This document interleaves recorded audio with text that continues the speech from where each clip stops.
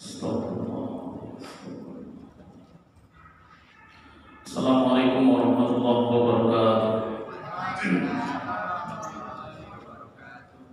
Alhamdulillah, alhamdulillahilladzi anzala as-sakinata fi qulubil mu'minin liyazdadu imanan ma'a imanihim. Asyhadu an la ilaha illallah wa asyhadu anna Muhammadan 'abduhu wa rasuluhu alladzi la nabiyya ba'dahu. Allahumma salli ala sayyidina Muhammad wa ala ali sayyidina Muhammad. Subhanaka la ilma lana illa ma 'allamtana innaka antal alimul hakim. Wa hasbunallahu wa ni'mal wakil wa la haula wa la quwwata illa billahil aliyyil azim.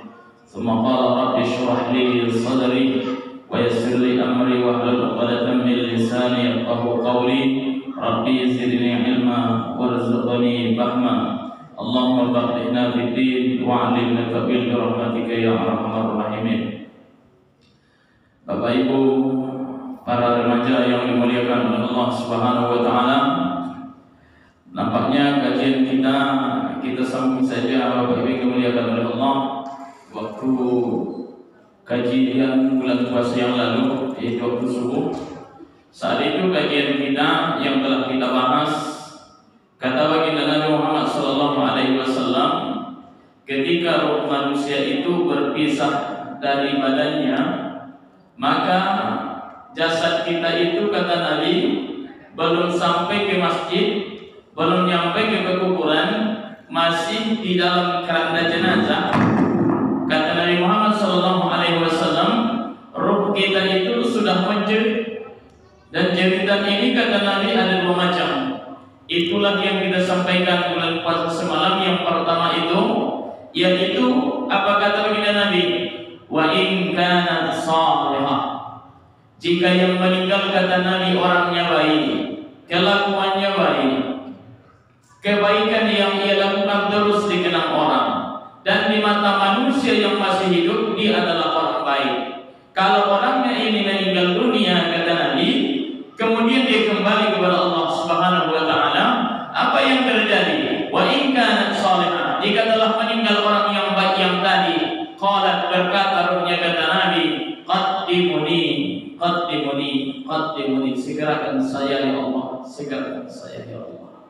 Maka Bapak Ibu yang dimuliakan oleh Allah, salah satu hal yang bisa kita lakukan kalau kita ingin dikenang orang kebaikan kita, maka kalau bisa dalam sholat berjamaah itu pastikan itu adalah kawan baik kita. Pastikan dia adalah orang yang baik silaturahminya dengan kita. Bukan artinya waktu sholat kita tak boleh sholat bersama orang yang buruk akhlaknya. Tetap sholat, tapi usahakan ketika sholat berjamaah di masjid ini, yang di samping kanan adalah kawan baik kita, yang di samping kiri itu adalah kawan baik kita. Apa gunanya Ustaz? Besok Bapak Ibu yang dimuliakan oleh Allah terjadi gini. Assalamualaikum warahmatullah. Teringat kita kawan di sini. Assalamualaikum warahmatullah. Yang di samping juga adalah kawan baik. Ingat Bapak Ibu yang dimuliakan oleh Allah, salah satu yang diharapkan orang yang telah meninggal dunia hari ini adalah doa. Yang diharapkan ayah mak kita yang telah meninggal hari ini adalah doa. Maka kata Nabi Muhammad SAW, di antaranya bahwasanya apabila ada seseorang beribadah kepada Allah, kemudian dia berdoa kepada Allah, tapi dia tidak mendoakan ayah dan maknya, baik yang masih hidup maupun yang telah mati, maka dia dipandang sebagai hamba yang berdoa, kategorinya seperti orang sombong. Itulah gunanya Pak, kita selalu membaca Rabbana ighfir lana dzunubana wa liwalidayna warhamhuma kama rabbayana shaghira. Paham?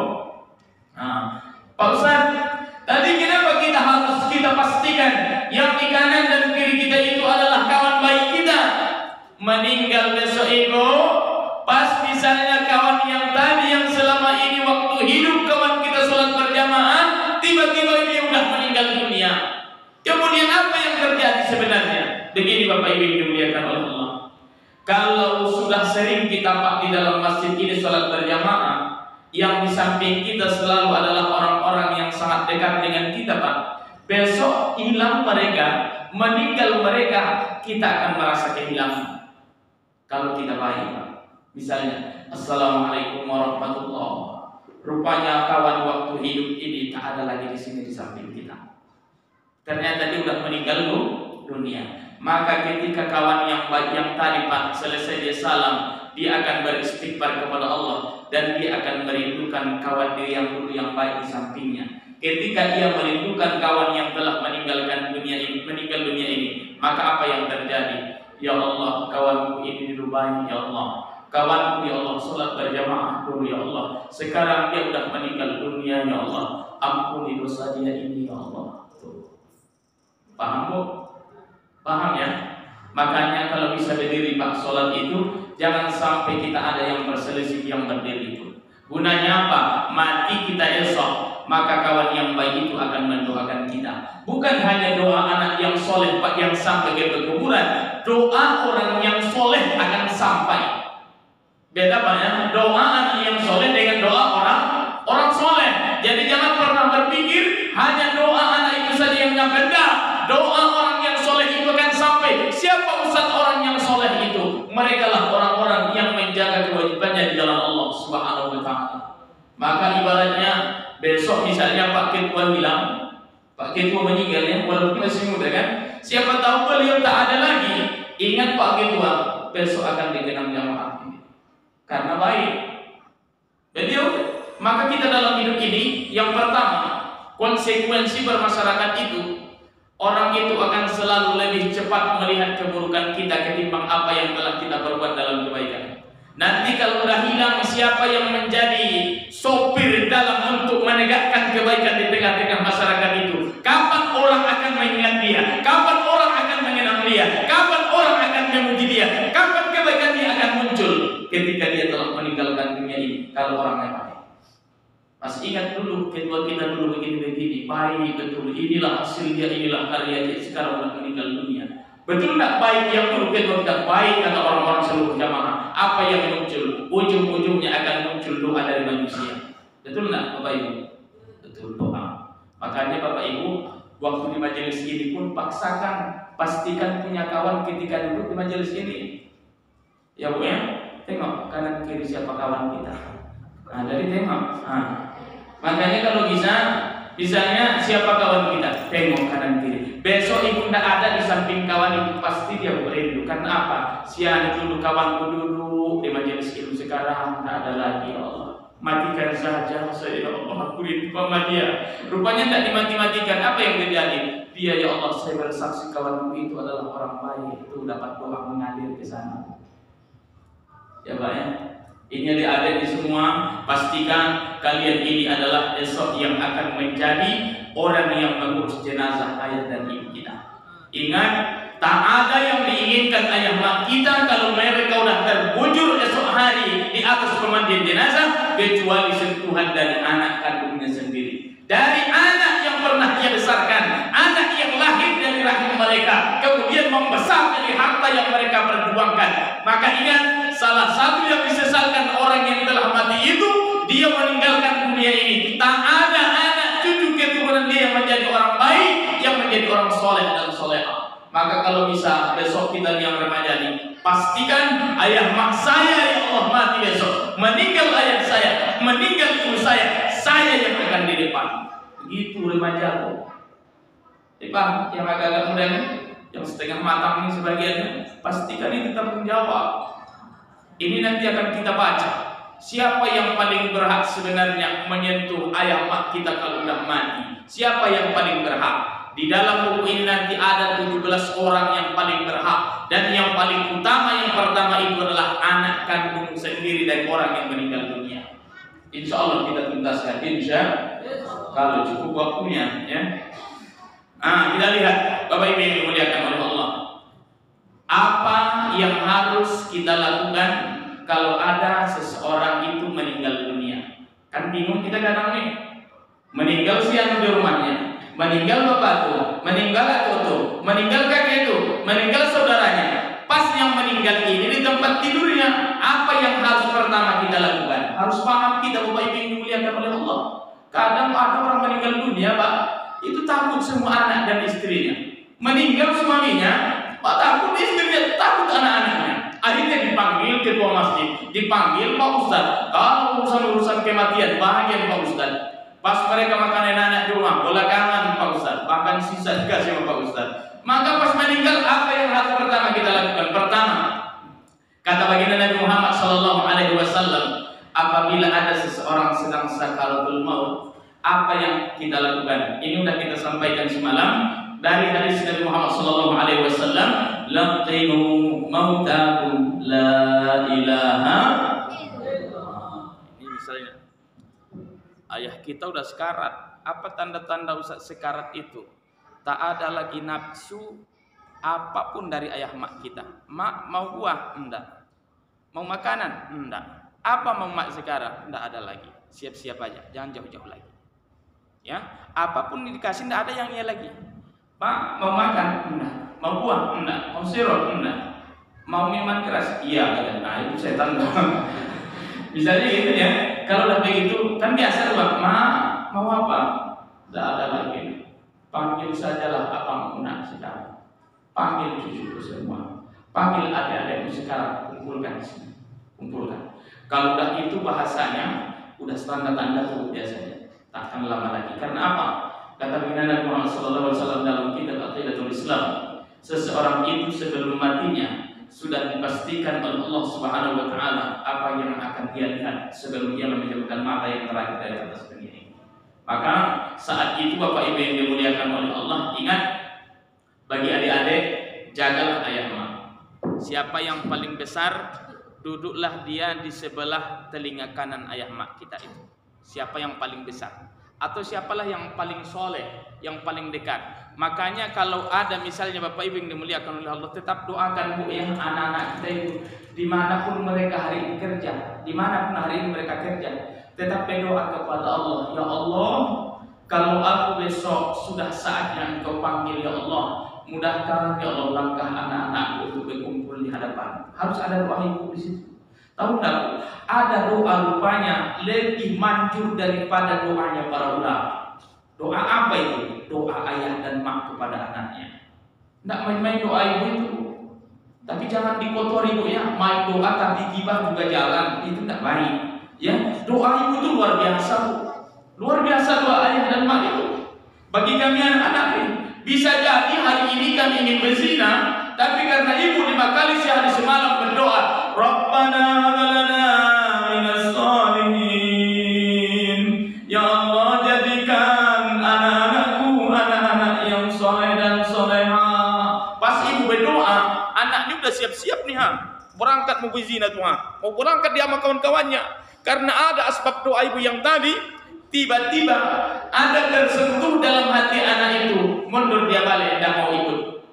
Ada hal-hal yang terus menghalang-halangi dia. Karena apa itu? Doa ayah mak itu masih berlaku, maka doa yang sangat mustajab bagi anak-anaknya. Makanya yang remaja, mau jadi apapun kita, mau jadi apapun target kita, mau apapun yang kita kejar, mau sekolah, buka usaha, apapun kalau semua kebaikan, jangan pernah lupa sebelum melangkah, pastikan sudah dapat doa dari ayah mak kita, biar berkah. Bang remaja, Bu, kamu masih hidup? Allah, lemas deh, waktu puasa semangat, pas tidak semangat lemas. Ini terbalik orang-orang sekarang ya. Tapi yang jelas, apa yang kita lakukan kalau ada orang sekarang, laqinu mautakum bila ilaha. Isikan baik-baik. Kalau udah tidak ada lagi permintaan dia, mak, kasih makan enggak, mau minum enggak, mau bini yang muda, mau katanya, sehat biasanya dia kan gitu. Tapi seandainya enggak ada lagi, udah pelan-pelan aja. La ilaha illallah. Itu ukurannya bagaimana Pak Ustadz membisikkan itu? Kalau kita lihat untuk hakikat membisikkan kalimat itu minimal kita paham apa, kita tahu apa yang terucap, dan kita pastikan yang ditalkinkan ini pun dia mendengar apa yang kita ucapkan. Artinya tidak perlu kuat-kuat. Ucap Pak la ilaha illallah, tidak bisa dia nyambung lagi, pelan ke telinganya. La ilaha illallah. La ilaha. Ini Bapak Ibu yang dimuliakan oleh Allah. Jangankan Bu, ibu masih hidup. Ada kok anak sekarang, maknya udah sekarat, bapaknya udah sekarat. Nak talkinkan ke telinga kanan ayah emaknya bacaan la ilaha illallah. Enggak mau usah takut, saya ceramah wajah ayah saya. Takut dia melihat kita. Ada juga sesudah mati pun kita takut anak itu. Makanya semalam sudah disampaikan, adik-adik yang di sini tak paham memandikan jenazah secara keluarga, misalnya 5 kita bersaudara kan. Kemudian 5-5-nya ini tidak ada yang sanggup untuk melakukan fardu kifayahnya. Kita panggil ustaz satu, tapi kalian harus tetap hadir. Apa tugas kalian di situ? Minimal mengistinjakan ayah mak dan mengalirkan air ke tubuh si jenazah. Ini dia aja. Nah sini. Istinjakan ayah mak dulu. Tidak pandai saya Pak Ustaz, Ustaz aja lah semuanya, saya bayar kata dia. Begitulah harga diri ayah maknya dia jadikan. Padahal Bapak Ibu yang dimuliakan oleh Allah, yang kita harapkan menyentuh badan kita adalah ayah dan anak-anak kita sebenarnya yang pernah kita lakukan. Lebamu masih ada anak di rumah? Laki-laki ada? Perempuan ada? Ada untuk saya? Hah? Ada? Baik-baiklah. Ini serius saya bertanya. Ini dia bilang-bilang ada. Ini adalah masih Bu, makbul doa. Tapi dia yang kedua, mungkin yang ketiga. Kalau ada izin. Lah izin Bu? Oh enggak kan? Hanya ikhlas berarti. Itulah memang ikhlas ini payah sebenarnya Pak Ustaz. Yang jelas Bu, misalnya tak ada anak yang soleh dan soleha atau yang paham agama, mulai sekarang berbenahlah cari menantu yang paham ilmu agama. Ya, 5 anak kita Bu, ada kok kami Bu 6 bersaudara, saya pribadi cuman 2 orang Bu yang lulusan pondok. Semuanya itu terserah mereka lah, hidup mereka disekolahkan pun tidak mau. Dikasih tempatnya, dikasih uang jajannya, dikirim belanjanya, kemudian pergi dia memang ke sekolah, tapi dilihat absennya rata-rata alfa terus tiap minggu. Itu tidak salah ayah mak kita. Memang bukan ada nasib kita seperti itu Bu. Sudah capek-capek kita nyekolahin anak, pas selesai dari pondok memang jadi preman dia. Tapi harapan kita belum putus. Apa harapan terakhir Pak Ustaz? Itu cari tadi menantu yang kaya. Saya tanya ibu, mana ibu pilih? Menantu kaya raya tapi tidak ada paham ilmu agama. Kemudian ada yang paham ilmu agama, ekonominya sedang. Mana ibu pilih? Apa yang sedang ini? Yang sedang ini banyak. Lengkaplah ngomong anak-anaknya yang soleh, kemudian sedang ekonominya begitu. Salah ini ibu. Oh, ibu lalu berdoa, tapi memang banyak di sini bagaimana? Ya memang itu yang saya mau cari, ekonominya mapan, orangnya tapi ini sering satu. Kalau kita dipilihkan, mana yang diutamakan? Paham ilmu agama, insya Allah Bu, kalau orang itu paham ilmu agama, walaupun ekonominya masih sedang sekarang, itu suatu saat kalau dia orang soleh bisa berbalik itu. Tapi orang kaya, kalau tidak ada ilmu agama, suatu saat kekayaan itu akan terbalik juga, akan menjadi hancur. Kalau tidak pada jalan Allah harta yang dia miliki. Paham Bu? Makanya kalau mau menikah anak itu, ini kan masalah untuk kematian kita nih Bu. Kalau mau nikah anak itu jangan hanya anak yang istikharah, maknya pun harus itu. Ya Allah, berikan saya petunjuk ya Allah untuk pasangan anak gadis saya ini ya Allah. Mudah-mudahan ya Allah mereka mendidikku, menjagaku, merawatku. Kalau aku besok tua mereka ikhlas ya Allah. Kalau aku meninggal dunia esok hari meninggal dunia, menantuku ini tetap mendoakanku ya Allah. Berikan ya Allah pilihan terbaik dalam hidupku. Kalau udah 3 kali ingin semuliakan, biasanya yang ketiga ini akan muncul condong kekerasan itu. Jadi suruh juga anak gadis, kemudian yang laki-laki kalau disuruh, alhamdulillah anak gadis itu disuruh juga anak sholat istikharah lah. Pastikan dulu ini suamimu suami dunia akhirat yang akan mendoakan mak besok, yang siap merawat mak besok kalau udah tua. Sekalipun mak besok udah meninggal dunia, kalianlah besok yang akan merangkul tangan mak. Seandainya mak besok ke neraka, kalian harus bisa memberikan syafaat kepada mak tuh.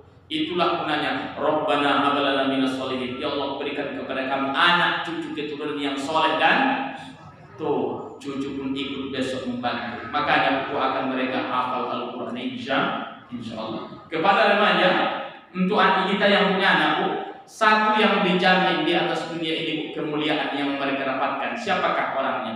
Kalau orang yang telah habis Al-Quran 30 juz, itu dipastikan akan mudah ringan perjalanan hidupnya.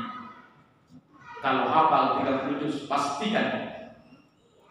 Tidak usah khawatir ibu, apa pekerjaan anak kalau sudah kamu hafal.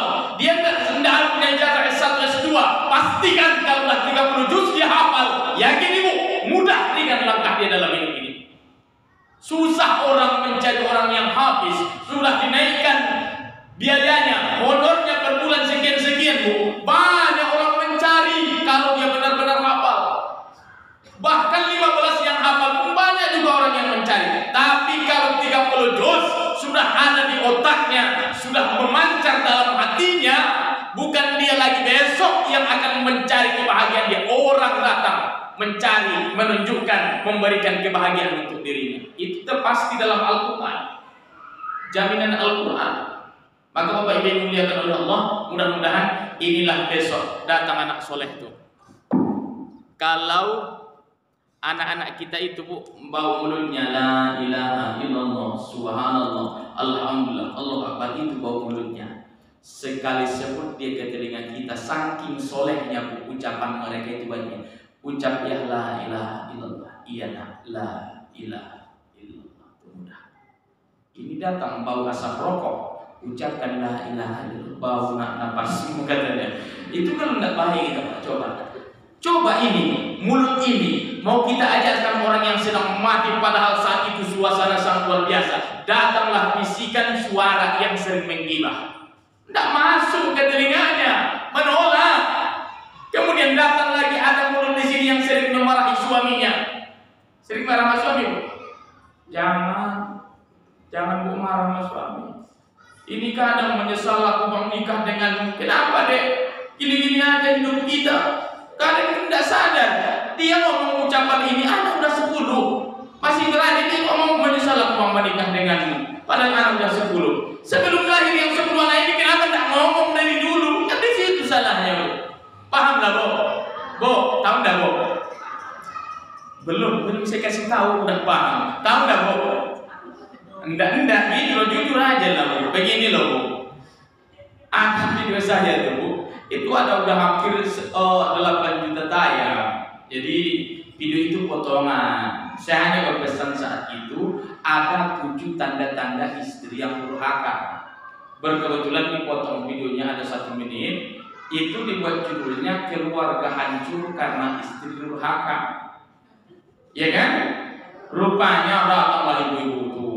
Hampir 80% yang mengkomen ibu-ibu.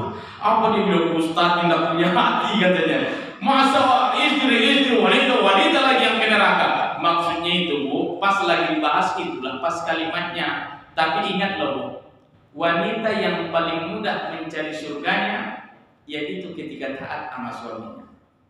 Itu paling mudah. Paling mudah mencari surga bagi wanita, menyenangkan hati suami. Gimana Pak Ustaz? Mau menyenangkan suami saja kan macam Fir'aun. Gimana orang bahagiakan itu kan gitu. Tapi yang jelas tanggung jawab ibu, Bu, lakukan sesuai tugas berumah tangga. Insya Allah lelah keringat ibu itu akan menjadi butiran-butiran surga untuk ibu. Makanya jangan pernah capek misalnya bersihkan pakaian. Pak, Bu, kopi. Jangan bilang, Pak, aku lagi nyuci, minta kopi, ambil kopi sendiri. Tidak boleh kayak gitu. Kopi, ya Pak, tunggu sebentar. Tuh, tahu enggak, Bu? Habis, hentikan sebentar, kan tidak salah, Bu. Hentikan sebentar, ambil kopi, udah selesai. Ini Pak kopimu ya, senyum ngasihnya. Jangan cemberut. Ini Bapak tidak tahu, ini kopimu. Aku lagi nyuci, disuruh-suruh pulang ambil kopi. Hilang pahalanya, hilang kebaikannya. Ya, Bu ya. Akhirnya ibu lagi sibuk nyetrika dia. Biar hidup kita ini baik. Ucapan ini nanti, kenapa la ilaha illallah itu berat dalam lidah kita? Karena lidah ini begitu jarang mengucapkan yang baik-baik. Bukan hanya yang disebut baik, la ilaha illallah, alhamdulillah, subhanallah. Ketika ibu, Pak, udah pulang capek, mau dibuatin apa? Itu ucapan yang baik. Woi, itu tidak baik tuh. Woi, udah coba itu. Udah diajarkan sekarang baru dibilang bicara baik-baik masuk. Woi, kata Pak Ustaz. Oh, Ustaz ini menjawab apa-apa. Kalau sama Pak Ustaz, sama saya belum bilang kayak itu tidak masalah buat saya. Karena saya bukan suami ibu, ya. Iya kan? Iya pula ya Allah. Memang ibu-ibu ini memang susah. Ya ingat itu ya Bu ya. Rupanya Bu, yang akan memudahkan lisan kita itu bisa mengucapkan la ilaha illallah. Sekalipun ada anak yang soleh hafal Al-Quran, ternyata tanpa ditalkinkan pun seseorang itu, kalau memang lidahnya ini baik, amal hidupnya baik, tanpa diajari pun dia akan mengucapkan la ilaha illallah. Itu target pertama ya. Kalau udah ada sekarang ajarkan la ilaha illallah. Berapa menit lagi begitu? 4 menit lagi. 20 menit lagi. Ini jujur ini masjid ini. Jam berapa isya ini sekarang? Oh, lama lagi ibu, lama lagi. Tidak jelas nih ibu ini. Lama itu udah berapa luakan lalu? Sama dengan orang Jawa jumpa di kebun sawit-sawit. Di mana satu dibilang itu lurus saja ada 1 tekongan. Pas dilewati lurus 1 tekongan masih ada 10 kilo. Jadi ini sekarang isya jam berapa Pak Ketua? 38? 34. Oh, udah jangan bilang masih lama. Tidak bisa, itu tidak ada dalil masih lama Pak Ustaz. 34 berarti 20 menit lagi. Lama juga perjuangan ini 20 menit lagi. Jadi kau dapat air putih. Tapi tidak masalah. Ini ada hadisnya ini. Afdhalus sadaqah saqilun. Hadisnya dari Abu Hurairah. Seabdul minuman adalah air. Semua air yang putih itu kalau di Makkah. Kalau di Pekanbaru, emang ini yang paling abdul minuman Pekanbaru. Ini enggak. Ini rasanya banyak, comber banyak, parit-parit. Rupanya ini ngamalkin hadis. Harusnya ini enggak air putih aja dari sini, berwarna lah sedikit gitu. Nyambung dah Bu. Bu, saya kasih kisah. Ini bisa lagi begitu Pukul lama Ustaz kajian kita ini memang lama. Biar ibu pandai berbuat baik itu begini Bu. Ada ibu ketua majelis taklim. Beliau sudah meninggal. Tapi ada kenangan antara saya dengan dirinya. Bukan selingkuh Bu ya. Tapi ada kenangan saya dengan beliau. Apa? Sampai sekarang ibu yang dimuliakan oleh Allah. Mungkin setiap saya melihat minuman di pengajian, itu selalu muncul akhlak beliau kepada saya. Apa kebiasaan beliau? Selama 2 tahun saya di masjid itu mengisi kajian, beliau itu adalah ketua majelis taklim. Apa kebiasaannya sama saya? Setiap 2 hari menjelang hari H, misalnya hari Jumat, Rabu itu saya sudah ditelepon, Ustaz mau minum apa nanti? Tuh dia nanya tuh, apa aja lah yang ada. Indah Ustaz, saya serius ini mau minum apa besok? Akhirnya Bu, sampai saya pengajian 1 tahun penuh. Setiap saya datang, khusus saya walau dengan Ustaz yang lain saya tidak tahu, itu selalu ada memang air putih, jus ada di depan saya. Karena dia tahu apa jus kesukaan saya sampai beliau meninggal dunia. Akhirnya apa yang terjadi? Masuk saya pengajian tidak ada lagi jus yang saya dapatkan selama ini. Saya tanya ibu-ibu yang datang, di mana ibu yang sering menyuguhkan jus ini? Ustaz, beliau sudah meninggal dunia.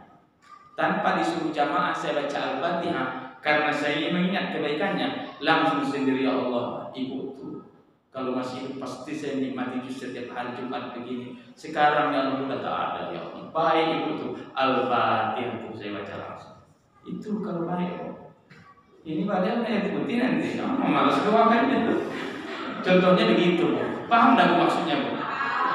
Apa ini Ustaz maksudnya? Makin banyak ibu berbuat baik sama orang, makin mudah esok kematian kita itu. Ya, ya Bu ya. Ini bulan depan ada sini jus. Ya harus ditanya saya apa jus kesukaan saya. Nanti saya kasih pulang, dikasih pula terong Belanda. Rupanya mah tidak suka. Siapa yang ngasih ibu ini? Pantasan gitu kan gitu. Tapi yang jelas ini memuliakan, bukan saya meminta ingin jus di sini. Enggak, saya tidak berharap Bu. Istri ada kok yang buat jus di rumah. tapi beda rasanya kadang kan gitu. Ibu-ibu ini kadang lebih tulus, lebih manis kadang kan gitu. Tapi yang jelas untuk ibu besok, di mana ustadz bisa saya dapatkan ini? Bukan hanya ustadz, ada ketua masjid, ada remaja. Kalau ibu selalu ikut menjadi donatur mereka, ikut menjadi donatur saja, besok ibu tidak ada di daftar mereka karena telah meninggal dunia. Yakin percaya anak-anak muda yang akan ingat besok. Percayakan itu. Sekarang kita tidak mendapatkan apa kebaikan kita waktu melakukan di dunia. Tidak sekarang kita dapat itu. Pas kita mati baru bicarakan mereka itu. Makanya jangan kecewa. Sudah berbuat baik kalau Pak Ustaz, sudah berjuang 24 jam untuk masjid Ustaz. Itu semua nyinyir, semua mulut orang. Biarkan. Kalau itu baik, mati kita besok akan lihat orang. Paham kok? Nah, ini pun imam kita kan buat video nih. Ini video beliau sudah membicarakan Ustaz. Besok beliau meninggal. Ini kan jadi kenangan untuk beliau. Oh, video itu tidak ada lagi di Masjid Bagus Salam. Iya, kenapa? Udah meninggal yang buat itu kata orang. Akhirnya apa? Ustaz itu juga berbicara.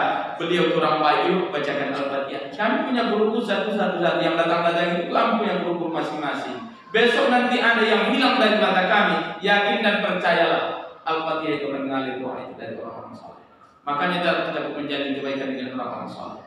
Ya Bu ya, dan bisa dengan semua ustaz minimal di lingkungan ini. Insyaallah baik mati kita, baik meninggalkan dunia, tutup mata, tutup mulut, la ilaha illallah, kemudian melanjut ke alam barzakh, alam yang ketiga, tenang, santai perjalanan, kemudian mendapat ridho Allah Subhanahu wa taala. Yang kedua, ini baru pertama Bu ya. Yang kedua, kalau ada orang yang sedang sekarat, apa yang harus kita lakukan? Yang kedua ini adalah menghadapkan wajah orang yang sedang menghadapi sakaratul maut ke arah kiblat. Ke arah kiblat. Ini contoh. Semalam udah kita bahas. Cuman biar adik-adik paham.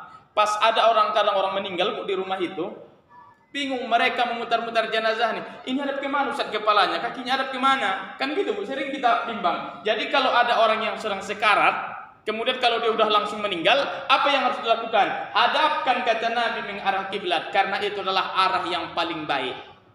Jadi kalau ada orang di sini yang sekarat, berarti kepalanya di sebelah sini. Apa ukurannya Ustaz? Apabila jenazah itu dimiringkan ke bahu sebelah kanannya, pastikan dia menghadap kiblat. Kalau seandainya dibalikkan ke kanan badannya, kalau seluruh badannya menghadap kiblat, itulah yang disebut menghadap kiblat. Paham Bu? Paham enggak? Misalnya di rumah kita, ini ada rumah, kemudian tiba-tiba meninggal bapak tuh di kursi. Di mana nih untuk meletakkannya, dari mana? Pastikan kalau dia dihadapkan kemudian mengarah ke arah kiblat, pastikan bahu sebelah kanan menghadap kiblat, maka itu sudah dikategorikan menghadap kiblat namanya. Tapi paham ya? Ini misalnya ada orang di sini, kepala berada di sini, kaki di sebelah sana. Jadi kalau dimiringkan ke sana, sudah menghadap kiblat seluruh badannya. Tapi paham kok? Nah itu yang harus kita lakukan. Mudah-mudahan Bu jangan bingung lagi ya, kalau ada orang meninggal dunia, usahakan menghadap kiblat. Yang ketiga.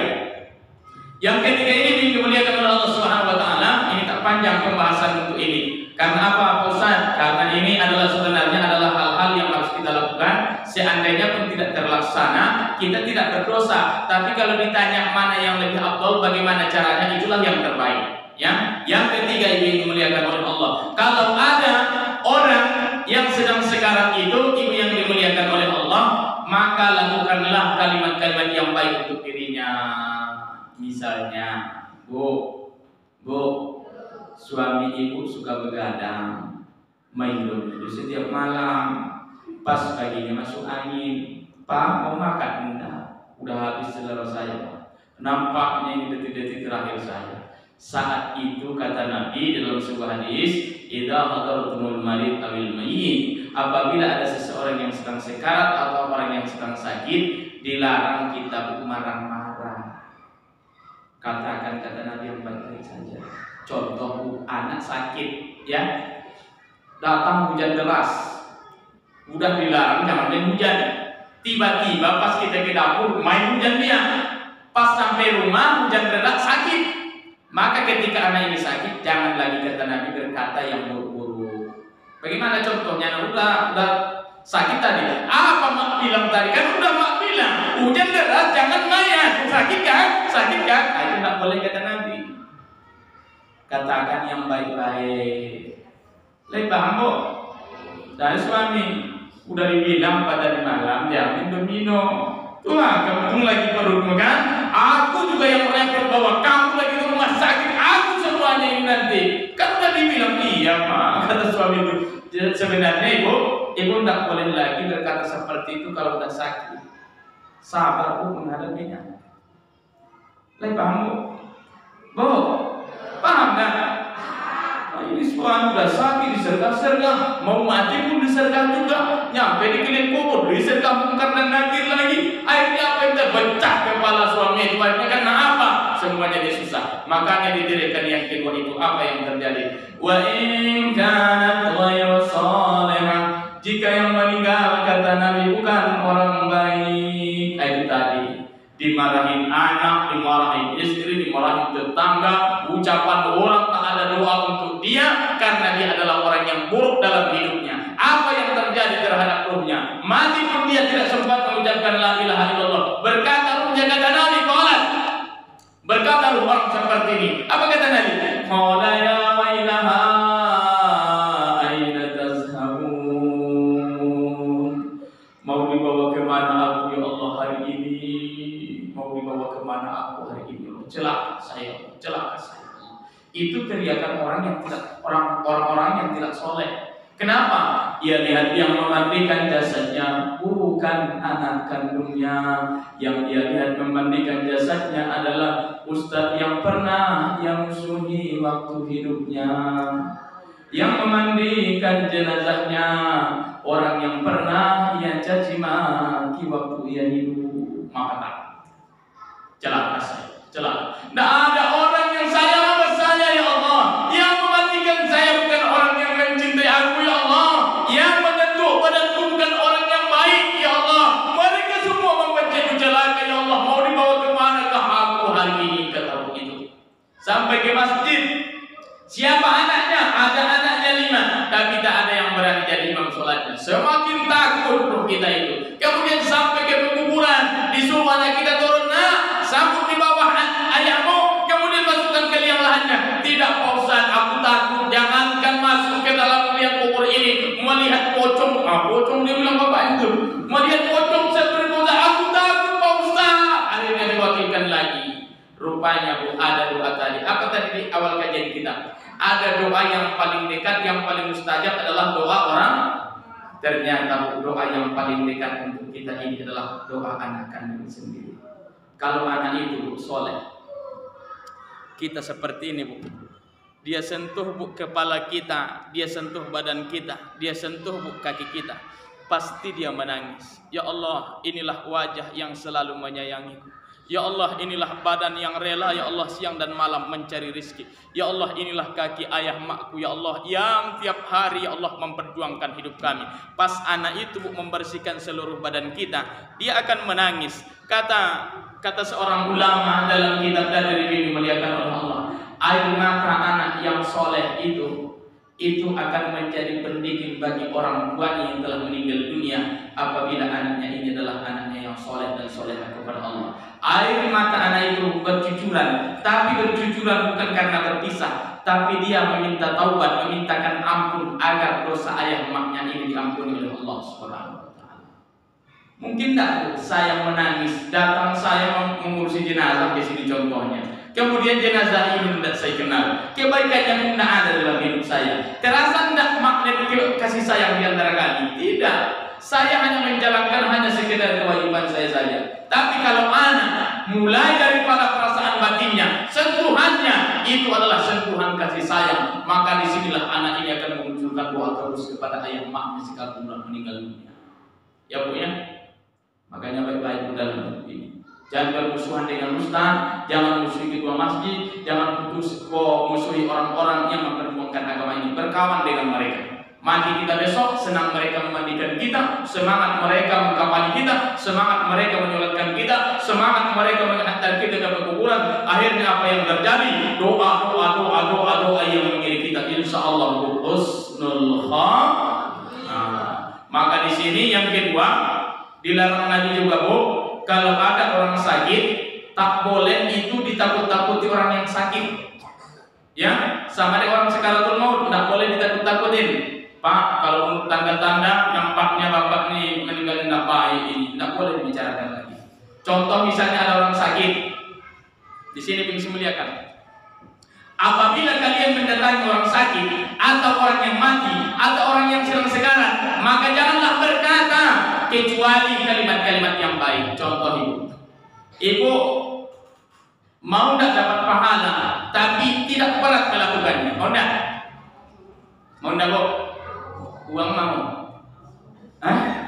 Mau ya begini, Bu. Ternyata, Bu, ada di atas dunia ini yang menghapuskan dosa. Kemudian kalau orang yang dalam posisi ini, doa mereka ini kata Nabi sangat makbul. Ternyata, Bu, arba'u da'awatin, ada 4 doa yang sangat makbul. Yang pertama adalah da'watul marid hatta yaqum. Doanya orang yang sakit sangat makbul kata Nabi. Jadi Pak Ustaz, gimana kita mendapatkan doa yang mustajab dari orang sakit? Mana mungkin mereka mendoakan kita, mereka sedang diinfus, mata mereka tidak melihat kita, tangan kanan kiri mereka memang susah bergerak. Bagaimana bisa mendoakan mereka, Ustaz, mendoakan kita yang sedang sehat ini? Bisa, Bu. Caranya mudah, kalau mau diajari. Jadi kalau menjenguk orang sakit itu jangan biasakan dengan tangan kosong. Harus ada yang membawa. Paham? Pak Ketua, paham? Sakit nanti Pak Ustaz datang ke rumah, tapi jangan tangan kosong. Caranya gimana, Bu? Biar kita dapat doa dari orang yang sakit. Misalnya Pak Ketua, ada yang sakit jamaah, bawa jamaah. Tugas kita kalau berhadapan dengan orang sakit hanya 2. Pertama, mendoakan orang yang sakit agar cepat sembuh, bukan cepat mati, Bu, ya. Walaupun sudah nampaknya dalam semua tidak boleh doakan cepat mati, harus tetap didoakan agar tetap sehat. Yang kedua, tugas menjenguk orang sakit itu adalah menghibur orang sakit. Makanya dianjurkan oleh Nabi, apabila kalian idza hadartumul marid wal mayit faqulu lahu khairan. Apabila kalian berada di hadapan orang sakit, maka katakanlah yang baik-baik. Contoh, datang Pak Ketua, di bawahnya jamaah. Hari ini kita ke rumah sakit menjenguk bapak ini yang sedang sakit. Oke, siap kata jamaah. Tapi pergi ke sana jangan pakai tangan kosong. Harus ada yang dibawa. Bagaimana caranya? Timbullah di halaman, datanglah Pak Ketua. Apa kira-kira yang kita bawa untuk bapak yang sedang sakit di rumah sakit itu? Datanglah Ketua langsung muncul. Menurut saya tetap kita bawa buah-buahan, kita bawa apel, pisang, jeruk dan segala macam. Datanglah dari belakang. Tidak usahlah dibawa-bawa. Bapak itu kan dirawat. Tidak makan nanti buah-buahan ini, tidak usahlah dibawa Pak Ketua, kata jamaah aku. Nah, ini tanda-tanda Abu Jahal sebenarnya. Kalau ada orang-orang tipe seperti ini, Abu Jahal ini gitu, tidak usahlah, itu kan tidak makan dia. Nanti kita tengok aja, udah selesai. Mana bisa dia makan apel, anggur segala macam, padahal makanannya ada di rumah sakit. Nah itu dia Abu Jahal itu. Jadi datang Ketua, tetap dibawa, kata dia. Tuh dibawa. Akhirnya datanglah Pak Ketua. Dibawalah yang tadi disebutkan. Nyampelah ke rumah sakit, ternyata yang dijenguk itu memang sama sekali tak boleh makan buah-buahan. Tak boleh makan buah. Berbicara lagi Abu Jahal yang tadi. Tuh Pak Ketua kan, udah saya bilang tadi, jangan beli buah-buah Tuhan. Dan bisa dikasih kan? Tuh udah tuh. Diam Pak Ketua. Tetap dia paham kan udah berilmu. Diam. Iya kan? Saya hanya ngasih tahu kan betul yang saya bilang tadi. Ya udah aku tidak kalah, Bu. Akhirnya apa yang terjadi? Betul, Bu. Tak temakan oleh orang yang sakit. Betul, itu betul, tidak salah. Tapi ibu tidak mencari agar orang yang sakit itu terhibur, tidak mencari asbabnya. Tahu akhirnya apa yang terjadi. Kalau bisa ibu kalau pergi menjenguk orang sakit, itu usahakan apa yang kita bawa dia tahu. Apa tadi tujuan kita menjenguk orang sakit? Mendoakan dan menghiburnya. Pastikan apa yang dibawa itu. Walaupun dia tidak bisa makan, tapi kalau ada orang kita sedang sakit ini, Bu, ada orang datang ke rumah kita, dia bawa oleh-oleh, senang tak perasaan kita walaupun kita tidak bisa makannya? Senang. Ya Allah, terima kasih ya Allah. Aku punya tetangga yang baik, ya Allah. Kenyang orang padahal dia tidak makan makanan yang kita bawa. Kenyang perasaan dia karena kita baik. Tuh, itu yang diharapkan itu. Apa gunanya dikasih di sini jus, tapi tidak ikhlas yang ngasih. Muncrat saya sampai rumah itu. Contohnya begitu. Akhirnya apa yang terjadi? Ibu bawa tadi buah-buahan, memang tidak dimakan betul. Yang pertama ibu udah menghibur. Jadi kalau orang sakit bu, yang ditanya itu jangan lebar-lebar. Apa penyakitnya Pak? Ini. Oh, udah ada yang lebar-lebar. Apa penyebabnya? Efek-efeknya dari mana kira-kira ini? Apa karena istri terlalu galak? Kan terlalu jauh. Jadi kalau ditanya penyakitnya udah, mudah-mudahan Pak cepat sembuh ya, cepat sembuh ya. Udah itu selesai. Ini orang udah sakit dibawa setelah perjalanan ke Jakarta semalam. Di mana kau nani Pak semalam katanya? Di Batam saya dulu akhirnya capek Bapak tuh cerita pulang kita tambah parah penyakitnya. Orang dijenguk supaya cepat sehat, kita datang bertambah penyakit orang. Karena apa? Tak tahu adab tadi. Letambok. Nah, bagaimana? Dijawab dia penyakitnya udah selesai. Akhirnya apa yang terjadi? Apa hubungannya dengan makanan yang tadi? Pak Ustaz, hubungannya begini Bu. Memang makanan itu sudah ibu letak di situ. Tak dimakan oleh orang yang sakit itu betul. Tapi pas ibu pulanglah rombongan itu. Satu, sudah terhibur perasaan orang yang sakit. Betul lah Bu? Yang kedua sebelum pulang Pak kedua memimpin doa. Akhirnya apa yang terjadi Pak Ustaz? Pas ibu keluar dari rumah sakit itu, apa yang dia lihat? Dia lihatlah bingkisan yang dibawa jamaah itu. Baru jamaah menutup pintu, anak cucu yang menjaga dia sudah berebut kantongan yang kita bawa yang tadi. Betul lah? Nah, pengalaman ibu-ibu. Jadi kita menjaga orang sakit, kita yang kenyang biasanya. Betul lah Bu? Nah, berebutlah dia lihat anak cucu yang menjaga di rumah sakit 24 jam itu. Saya tanya Bapak dan Ibu, ketika kita melihat anak dan cucu yang menjaga kita 24 jam di rumah sakit, tiba-tiba mereka bahagia di hadapan kita, senang tak perasaan kita? Tuh muncul doa. Apa yang dibilang orang sakit? Ya Allah, mudah-mudahan Engkau berkahi rezeki orang yang telah menjengukku hari ini. Kata Nabi Bu, doa yang tidak ditolak oleh Allah yang sangat makbul doanya orang sakit. Tuh ibu balik dapat doa dari orang sakit tuh insya Allah berkah hidup kita ini.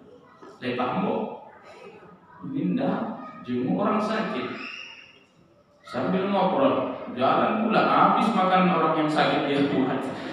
Bagaimana penyakit kucing kata dia ambil makan segala macam. Habis makan orang sakit sampai dia berhentinya dia bercerita pas habis makanan itu. Pulanglah dia kenyang memang baru dia tidak tahu kenyang memang baru dia, tapi perasaan orang yang sakit itu bertambah-tambah gara-gara dia. Makanya di orang sakit itu yang pertama tadi, apabila kalian dihadap orang sakit kata Nabi, hibur dia, jangan katakan kalimat-kalimat buruk. Contoh, Pak kawan sahabatku, kira-kira penyakitku ini masih ada tak sembuhnya? Padahal kakinya udah mau dipotong, tangannya udah mau dipotong. Tiba-tiba dia bertanya, masih ada tak harapan saya hidup? Insya Allah masih, insya Allah kamu sehat. Padahal dalam hati besok kamu mati sebenarnya, dalam hati kita kan. Tapi kalau tak boleh jujur, misalnya ini masih ada kesembuhan untuk diri saya menurutmu. Kalau menurut ilmu yang saya miliki, wah rasanya kira-kira 2 jam lagi sudah selesai ini. Jadi akhirnya drop orang yang sakit. Jadi kalau ada orang yang sedang kritis, tetap Bu dikatakan dia akan pasti sehat dan akan sembuh. Pastikan. Ya, jangan ditakut-takuti orang yang sedang sakit ini akan. Lepamu. Nah, ini memang sedikit yang kita sampaikan ini, tapi mudah-mudahan bisa Ibu amalkan ya. Apa gunanya Bu Ibu rajin sholat tapi tidak pandai bersilaturahmi? Apa disebut Nabi? Ya Rasulullah, ada yang rajin puasa, rajin sholat, rajin bersedekah, tapi tidak tahu dia silaturahmi terhadap tetangganya. Bagaimana pandangan ya Rasul? Neraka baginya kata Nabi. Ya Bu ya. Maka besok pergi menjenguk orang yang sekarat. Kalau dia memang kecelakaan, katakan sajalah di sana yang baik-baik saja. Pergi bertakziah, katakan yang baik-baik saja. pergi menjenguk orang sakit sekalipun tumor misalnya ada penyakit wabah untuk dirinya, cukup yang baik-baik saja dibicarakan. Insya Allah Bu, semakin banyak ucapan kita yang baik-baik, semakin banyak tebaran kalimat-kalimat kita yang baik-baik yang menenangkan orang, insya Allah meninggal kita besok mudah lisan ini mengucapkan la ilaha illallah. Besok kamu berangkat, hari ini kamu berangkat, kata malaikat Israil, saya siap menghadap Rabb, la ilaha illallah. Tutup mata, lepas habis waktu kita, nampaknya kita mau mati pula satu-satu. Kita mau sholat lagi memuliakan Allah. Insya Allah mudah-mudahan Bu, kita perbaiki ibadah kita perbaiki akhlak kita, mudah-mudahan kita meninggal esok dalam keadaan baik. Insya Allah.